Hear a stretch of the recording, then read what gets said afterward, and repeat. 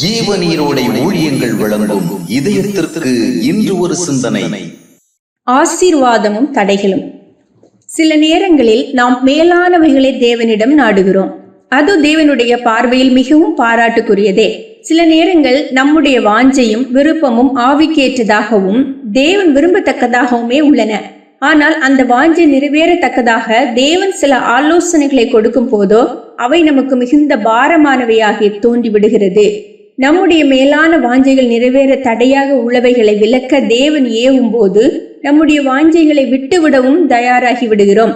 வேதாகமத்தில் பணக்கார வாலிபன் ஒருவன் பக்தி மிகுந்தவனாயிருந்தான். தேவனுடைய சட்டத்திட்டங்களை கடைபிடிக்கும் பழக்கமுடையவனாயிருந்தான். அவனுக்கு நித்திய வாழ்வில் பங்கு பெற வேண்டும் என்ற மிகப்பெரிய வாஞ்சையும் இருந்தது.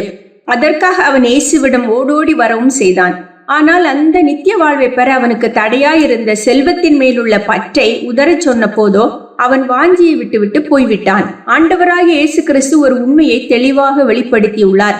நித்திய வாழ்வு என்னும் தேவனுடைய மிகப்பெரிய ஆசீர்வாதத்தை நாம் பெறுவதற்காக இந்த அநித்திய உலக சார்ந்த எந்த ஒன்றையும் உதற நாம் தயாராக இருக்க வேண்டும் என்பதே அது. உலக சார்ந்த சில மேன்மைகள் நித்திய மேன்மை பெற தடைகளாக மாறும்போது அவை அகற்றப்பட வேண்டியது அவசியம். ஆபிரகாமின் வாழ்க்கையில் தேவன் அவனுக்கு சில உச்சிதமான ஆசீர்வாதங்களை அளிக்க சித்தமானார். ஆனால் அவற்றை அடையும் பாதையில் சில தடைகள் இருப்பதை தேவன் கண்டபோது அவற்றை அகற்ற அவர் ஏவினார்.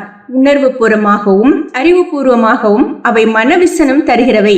தேவன் அவனுடைய சொந்த தேசத்தை பிரிந்து வர சொன்னார். தன் மறுமனையாட்டியாகிய ஆகாரையும் அவள் தனக்காக பெற்றெடுத்த மகனையும் பிரித்துவிடச் சொன்னார்.